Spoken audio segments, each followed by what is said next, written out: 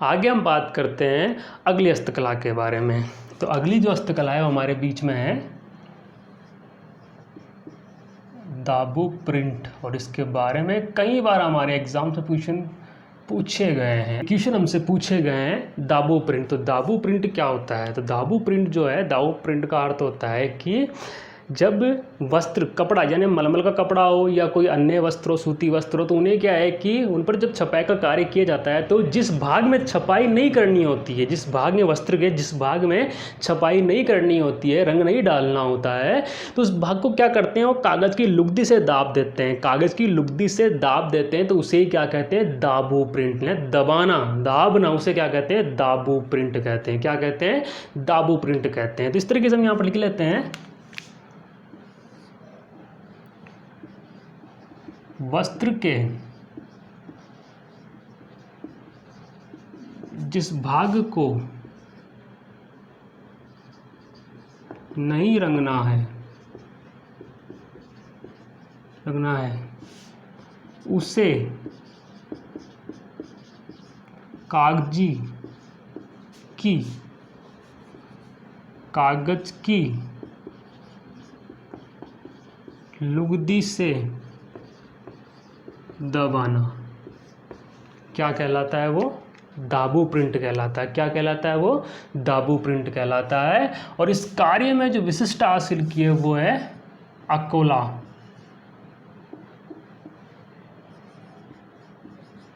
अकोला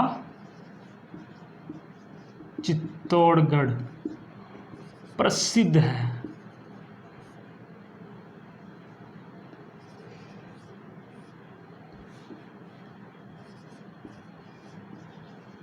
प्रसिद्ध है, ठीक है। कौन से कार्य में? दाबू प्रिंट में।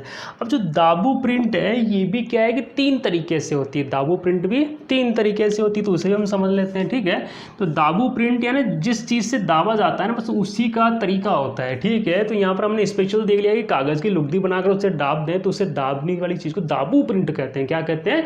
दाबू प्रिंट कहते हैं। तो इस तरीके से किसी और चीज़ से भी दाबा जाता है, जैसे कि हम यहाँ लिख लेते हैं मोम की दाबू, यानी मोम की दाबू, कि मोम से दाबने वाला। तो मोम से दाबू, यहाँ पर कागज लुगदी से दाबू हो गया, ये मोम की दाबू, ठीक है। तो मोम की दाबू के अंदर जो प्रसिद्ध है वो है सवाई माधोपुर। कौन सी प्रिंट प्रसिद्ध है? सवाई माधोपुर, सवाई माधोपुर, ठीक है। वही अगर आगे हम बात करें तो गेहूं की दाबू, यानी गेहूं के दाने से दाबा जाता है, तो गेहूं की दाबू। तो गेहूं की जो दाबू है इसमें जो फेमस है, प्रसिद्ध है, वो है जयपुर व बगरू। जो जयपुर का जो बगरू है ना, वो और जयपुर दोनों ही गेहूं के दाबू में प्रसिद्धि हासिल कर रखी है। वही अगर आगे हम बात करें तो वो है मिट्टी की दाबू। मिट्टी की दाबू, तो मिट्टी की दाबू में या मिट्टी की दाबू के इस क्षेत्र के अंदर जो प्रसिद्ध है वो है बालोतरा बाड़मेर। बालोतरा बाड़मेर। तो इस तरीके से हमने यहाँ कुछ और प्रिंट के बारे में बात की, जैसे कि दाबू प्रिंट। तो दाबू प्रिंट होता क्या है? दाबू प्रिंट का अर्थ होता है कि वस्त्र के जिस भाग को रंगना नहीं है, उसमें रंग नहीं चढ़ाना, उसे क्या है कि कागज़ की लुगदी से दाब देना, तो उसे क्या कहते हैं? दाबू प्रिंट। क्या कहते हैं? दाबू प्रिंट कहते हैं। और इस कार्य में राजस्थान में अकोला चित्तौड़गढ़ प्रसिद्ध है। अकोला चित्तौड़गढ़ प्रसिद्ध है। वही अगर आगे हम बात करें तो ये दाबू प्रिंट के भी कई और प्रकार है जिससे दाबा जाता है, वही दाबू प्रिंट। तो इसके भी कई और प्रकार है, इसको हम जान लेते हैं। तो मोम की दाबू में सवाई माधोपुर प्रसिद्ध है। गेहूं की दाबू में जयपुर व बगरू, जयपुर का ही बगरू प्रसिद्ध है, ठीक है। वही अगर हम बात करें तो मिट्टी के दाबू में बालोतरा बाड़मेर का बालोतरा प्रसिद्ध है। आगे हम कुछ और कला के बारे में बात करते हैं।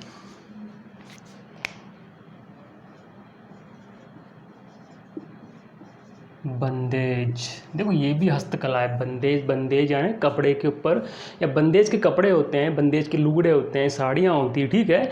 तो बंदेज का होता है बांध कर। तो बांध कर जो कला की जाती है उसे बंदेज कहते हैं। क्या कहते हैं? बंदेज कहते हैं। तो उसे हम देख लेते हैं कि क्या होता है कि सूती वस्त्र या मलमल का कोई कपड़ा हो उसे क्या करते हैं, डोरे से बांध लिया जाता है। बांधने के बाद में विभिन्न चित्र होते हैं, उन चित्र पर रंग डालना या चित्रकारी करना उसे कहते हैं बंदेज। बांध कर की गई कला यानी बंदेज। ठीक है, तो हम यहाँ पर लिख लेते हैं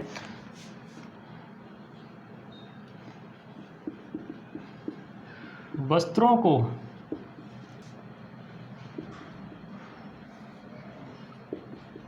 डोरे से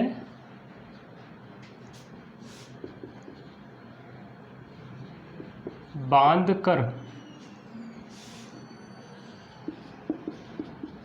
की गई चित्रकारी। वस्त्रों को डोरे से बांधकर की गई चित्रकारी क्या कहलाती है, बंदेज कहलाती है। क्या कहलाती है, बंदेज कहलाती है। और बंदेज में जयपुर व जोधपुर दोनों ही प्रसिद्ध हैं। जयपुर व जोधपुर प्रसिद्ध है। जयपुर में लहरिया व पोमचा प्रसिद्ध है। बंदेज में भी जयपुर का लहरिया और पोमचा प्रसिद्ध है। वही अगर बंदेज की साड़ियों की बात करें तो जोधपुर प्रसिद्ध है। क्या प्रसिद्ध है, जोधपुर प्रसिद्ध है। वहीं पर अगर थोड़ा सा और देखें हम नोट डालकर तो वो हमारे बीच में रहेगा कि शेखावटी के बंदेज काफ़ी प्रसिद्ध है। शेखावटी के बंदेज प्रसिद्ध है। ठीक है, तो इस तरीके से बंदेज के बारे में हमने बात की। वस्त्रों को डोरे से बांधकर की गई चित्रकारी क्या कहलाती है, बंदेज कहलाती है। जयपुर व जोधपुर इस कार्य में प्रसिद्ध है। शेखावटी के बंदेज भी काफी प्रसिद्ध है, लेकिन जयपुर में जो लहरिया व पोमचा है वो ज़्यादा प्रसिद्ध है जयपुर का। तो इस तरीके ध्यान रखना है कि लहरिया पोमचा कहाँ का प्रसिद्ध है, जयपुर का प्रसिद्ध है। ठीक है, आगे हम बात करते हैं कुछ और कला के बारे में। ठीक है, तो हमारे सामने वो तारकसी। कौन सी है, तारकसी। तो तारकसी एक अगली कला हमारे बीच में है। तारकसी होता क्या है, तार कसना यानी तारकसी। तो क्या होता है कि लकड़ी पर चांदी के तारों से कस कर उसे बांध कर खिलौने बनाए जाते हैं, उसे कहते हैं तारकसी। क्या कहते हैं, तारकसी कहते हैं। तो हम यहाँ पर लिख लेते हैं कि चांदी के तार से आभूषण बनाना वो क्या कहलाता है, तारकसी कहलाता है। इस क्षेत्र में नाथद्वारा जयपुर प्रसिद्ध है। तारकसी क्षेत्र में राजस्थान का नाथद्वारा, ये नाथद्वारा वही है श्रीनाथ जी का स्थान राजसमंद नाथद्वारा। तो नाथद्वारा वह जयपुर प्रसिद्ध है। देखो जयपुर प्रसिद्ध है। जयपुर में अधिकतर सारे ही कार्य किए जाते हैं, लेकिन हमें राजस्थान के कुछ विशिष्ट प्रसिद्धि भी ध्यान नहीं है। ठीक है, तो नाथद्वारा में और जयपुर में तारकसी का कार्य प्रसिद्ध रूप से किया जाता है। वहीं पर आगे हम और बात करते हैं तो अगली जो कला है वो है पेपर मैसी। क्या है, पेपर मैसी। तो इसका भी अर्थ प्रतीत हो रहा है सामने, पेपर को मैश करना, तो पेपर मैसी। तो एक्चुअली में होता है क्या है कि जो कागज़ है उस कागज़ है ना पेपर की लुगदी बनाकर कुछ विशिष्ट आकार में ढालना या वस्तुएं बनाना, उसे क्या कहते हैं, पेपर मैसी कहते हैं। क्या कहते हैं, पेपर मैसी कहते हैं। तो हम ये लिख लेते हैं यहाँ पर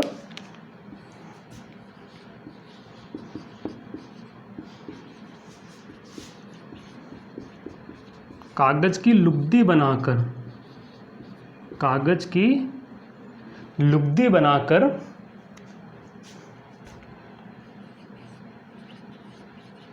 विशिष्ट आकार में ढालकर वस्तुएं बनाना।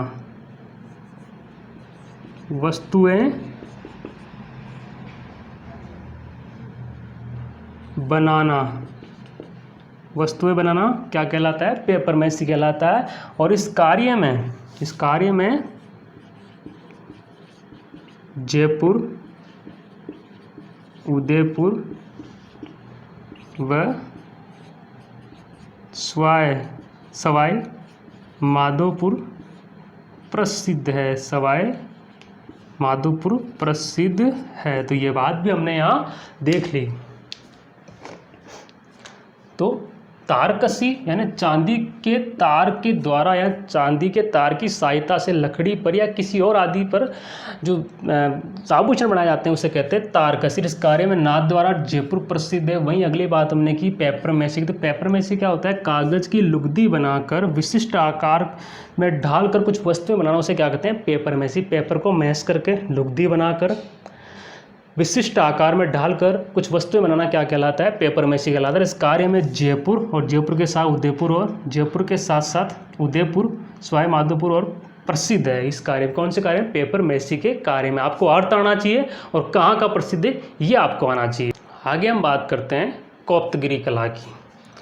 जो अगली कला हमारे बीच में है वो है कोप्तगिरी। अब कोप्तगिरी क्या होता है ये हम देख लेते हैं पहले। कोप्तगिरी का अर्थ होता है कि लोहे यानी फौलाद, लोहे के ऊपर सोने के तारों से की गई कलाकृति या कसीदा भी उसे कह सकते हैं, कसीदागिरी, उसे क्या कहते हैं? कोप्तगिरी कहते हैं। क्या कहते हैं? कोप्तगिरी कहते हैं। लोहे पर सोने के तारों की सहायता से की गई कलाकृतियाँ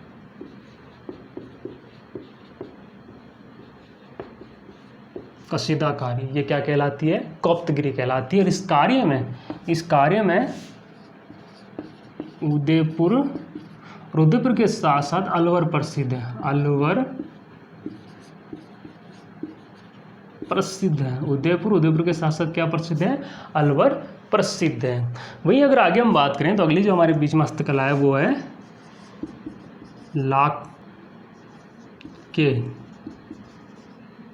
आभूषण। लाख के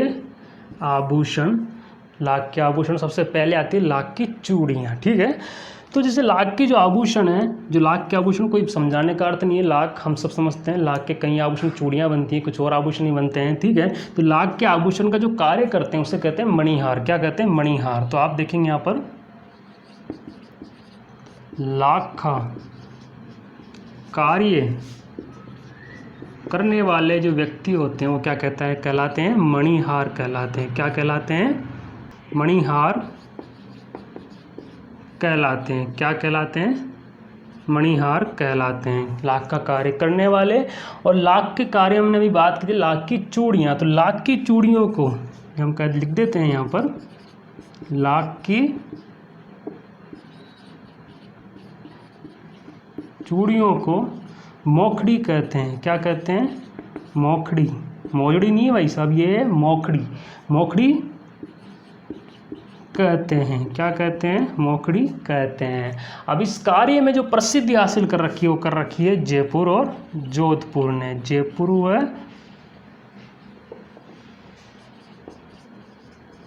जोधपुर में। जयपुर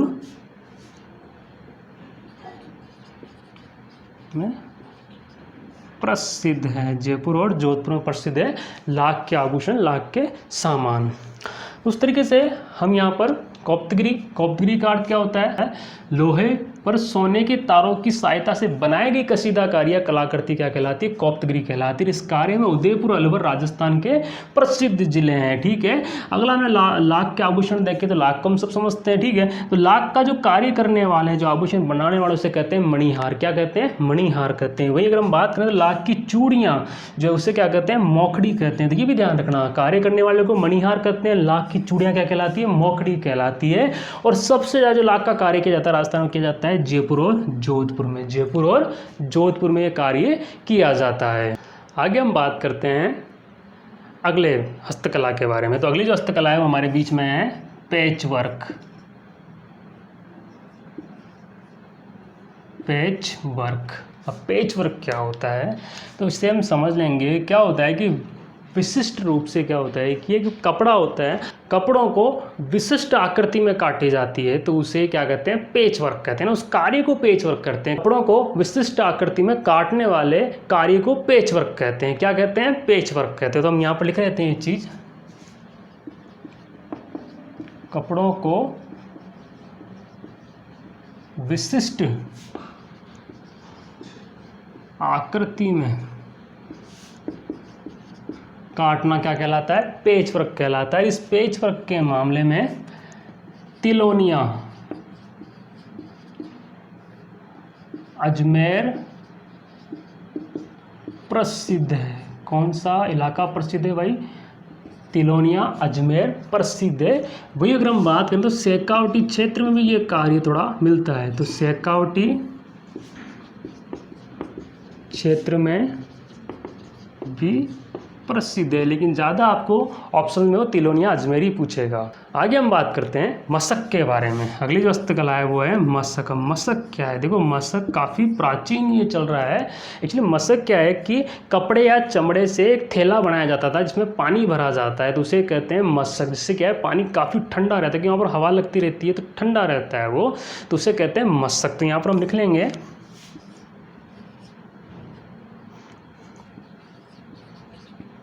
कपड़े ऑब्लिक चमड़े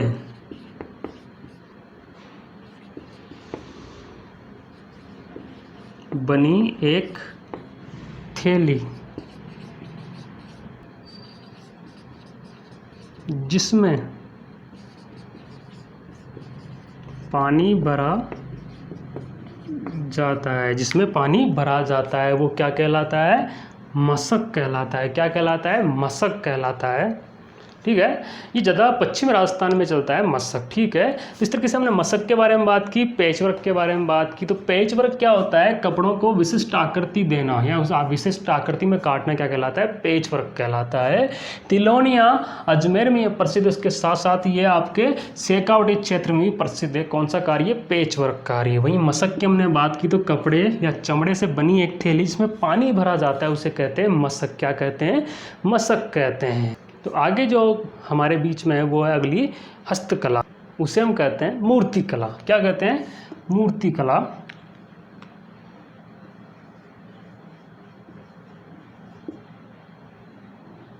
मूर्तिकला।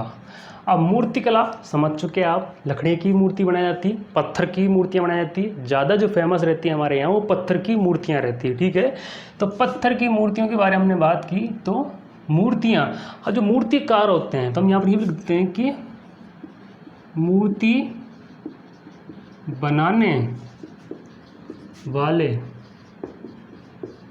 कारीगर सिलावट कहलाते हैं। क्या कहलाते हैं? सिलावट कहलाते हैं। मूर्ति बनाने वाले कारीगर क्या कहलाते हैं? सिलावट कहलाते हैं। वही अगर हम बात करें तो जो प्रमुख हैं, तो प्रमुख केंद्र जो है उसे हम देख लेते हैं। मूर्ति के मामले में जो प्रमुख केंद्र है वो है जयपुर। क्या है? जयपुर। तो प्रमुख केंद्र क्या है? जयपुर है, जयपुर है। ठीक है, वहीं अगर हम बात करें, हमने जयपुर की तो बात कर ली, लेकिन जयपुर में तो क्या है जो प्रसिद्ध है वो है सफ़ेद संगमरमर की। तो यहाँ लिख भी लेते हैं कि सफ़ेद संगमरमर की मूर्तियाँ। तो सफ़ेद संगमरमर की मूर्तियाँ तो कहाँ प्रसिद्ध है? जयपुर की। तो इसी के अलावा क्या है कि कहीं राजस्थान की कहीं और जगह भी क्या है कि मूर्तियों का काम किया जाता है, तो वहाँ पर अलग अलग रंग के पत्थरों से मूर्तियाँ बनाई जाती है, तो उसके लिए अलग अलग विशिष्टता हासिल है। उनको हम थोड़ा देख लेते हैं, लिख भी लेंगे यहाँ पर हम।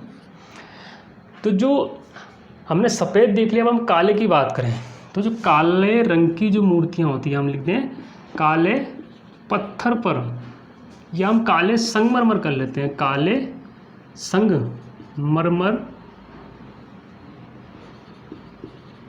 मरमर की मूर्तियाँ इसके लिए जो प्रसिद्ध है वो है भैंसलाना। क्या प्रसिद्ध है? भैंसलाना। क्या प्रसिद्ध है भाई? ये भैंसलाना प्रसिद्ध है। वहीं अगर आगे हम बात करें तो पीले संगमरमर की मूर्तियाँ जैसलमेर में प्रसिद्ध है। पीले संगमरमर की मूर्तियाँ। वहीं अगर हम बात करें भूरे संगमरमर की मूर्तियाँ, तो भूरे संगमरमर की जो मूर्तियाँ हैं वो प्रसिद्ध है जोधपुर की। कहाँ की प्रसिद्ध है ये? जोधपुर की। तो जोधपुर में भूरे संगमरमर की मूर्तियाँ बनाई जाती है। वही अगर आगे हम बात करें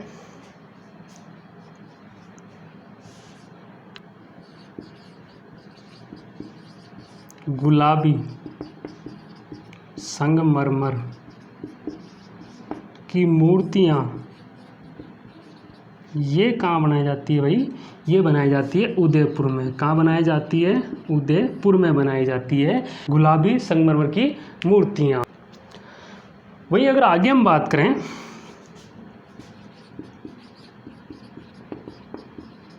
लाल संगमरमर की मूर्तियाँ, ये कहाँ की प्रसिद्ध है? थानागाजी अलवर। थानागाजी व अलवर में लाल रंग की मूर्तियाँ, लाल रंग के संगमरमर की मूर्तियाँ प्रसिद्ध। इस तरीके से हमने यहाँ पर कुछ मूर्तियों की बात की। वहीं पर अगर बात जब हम मूर्तियों की कर रहे हैं, पत्थर की मूर्तियों कर रहे हैं, तो पत्थर के खिलौने हम देख लेते हैं। थोड़ा सा हम नोट में यहाँ लिख लेंगे, नोट, और नोट में हम लिखेंगे पत्थर के खिलौने, खिलौने गलियाकोट, गलियाकोट जो कि कहाँ पड़ता है? डूंगरपुर में पड़ता है, के प्रसिद्ध है। तो ये ध्यान रखना है, ये पूछा भी गया, विगत परीक्षा में पूछा गया क्वेश्चन है कि पत्थर के खिलौने कहाँ के प्रसिद्ध है? तो गलियाकोट डूंगरपुर के प्रसिद्ध। इस तरीके से हमने बात की मूर्ति कला की। तो मूर्ति बनाने वाले कारीगर क्या कहलाते हैं? सिलावट कहलाते हैं। क्या कहलाते हैं? सिलावट कहलाते हैं।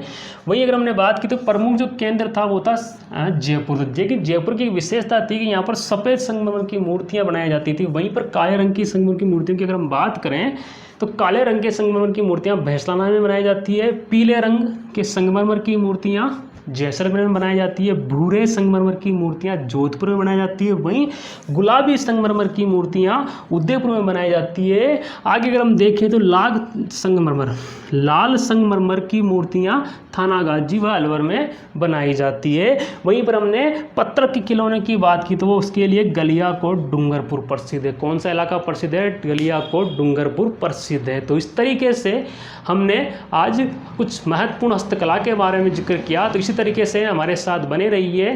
Thanks for watching. जय हिंद, जय भारत।